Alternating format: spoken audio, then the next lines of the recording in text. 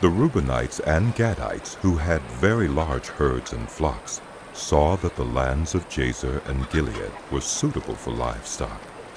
So they came to Moses and Eleazar the priest, and to the leaders of the community, and said, Adaroth, Dibon, Jazer, Nimrah, Heshbon, Elealah, Sebam, Nebo, and beyond. The land the Lord subdued before the people of Israel are suitable for livestock, and your servants have livestock. If we have found favor in your eyes, let this land be given to your servants as our possession. Do not make us cross the Jordan. Moses said to the Gadites and Reubenites, Should your own people go to war while you sit here? Why do you discourage the Israelites from crossing over into the land the Lord has given them? This is what your fathers did when I sent them from Kadesh Barnea to look over the land. After they went up to the valley of Eshcol and viewed the land, they discouraged the Israelites from entering the land the Lord had given them. The Lord's anger was aroused that day, and he swore this oath. Because they have not followed me wholeheartedly, not one of those who were 20 years old or more when they came up out of Egypt will see the land I promised on oath to Abraham, Isaac, and Jacob. Not one, except Caleb, son of Jephunneh the Kenizzite, and Joshua, son of Nun, for they followed the Lord wholeheartedly. The Lord's anger burned against Israel, and he made them wander in the wilderness 40 years, until the whole generation of those who had done evil in his sight was gone. And here you are, a brood of sinners, standing in the place of your fathers and making the Lord even more angry with Israel.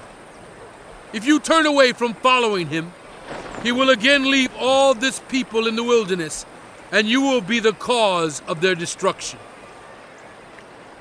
Then they came up to him and said, We would like to build pens here for our livestock, cities for our women and children, but we will arm ourselves for battle and go ahead of the Israelites until we have brought them to their place. Meanwhile, our women and children will live in fortified cities for protection from the inhabitants of the land. We will not return to our homes until all the Israelites have received their inheritance. We will not receive any inheritance with them on the other side of the Jordan, because our inheritance has come to us on the east side of the Jordan. Then Moses said to them, If you will do this, if you will arm yourselves before the Lord for battle, and if all of you who are armed cross over the Jordan before the Lord until he has driven his enemies out before him, then when the land is subdued before the Lord, you may return and be free from your obligation to the Lord and to Israel. And this land will be your possession before the Lord.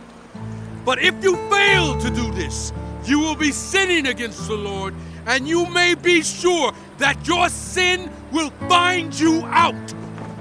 Build cities for your women and children, and pens for your flocks, but do what you have promised. The Gadites and Reubenites said to Moses, We, your servants, will do as our Lord commands. Our children and wives, our flocks and herds will remain here in the cities of Gilead.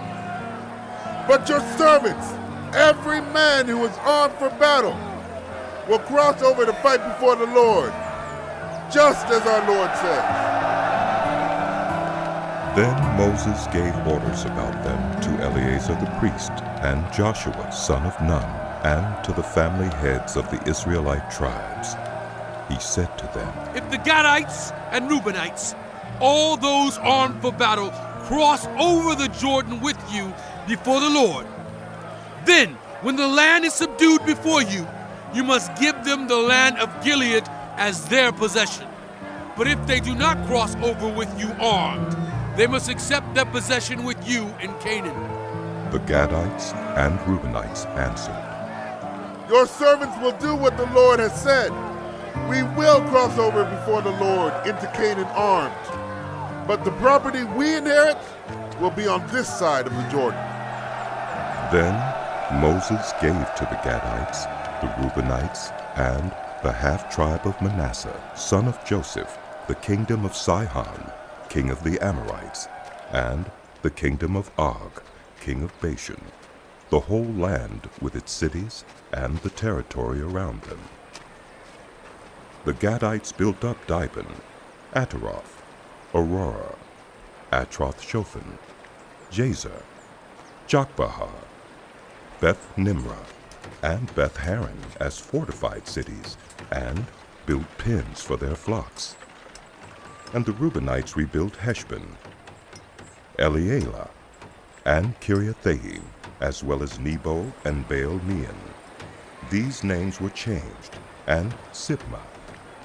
They gave names to the cities they rebuilt. The descendants of Machir, son of Manasseh, went to Gilead, captured it, and drove out the Amorites who were there. So Moses gave Gilead to the Machirites, the descendants of Manasseh, and they settled there. Jair, a descendant of Manasseh, captured their settlements and called them Havoth-Jair, and Nobah captured Kenath and its surrounding settlements and called it Nobah after himself.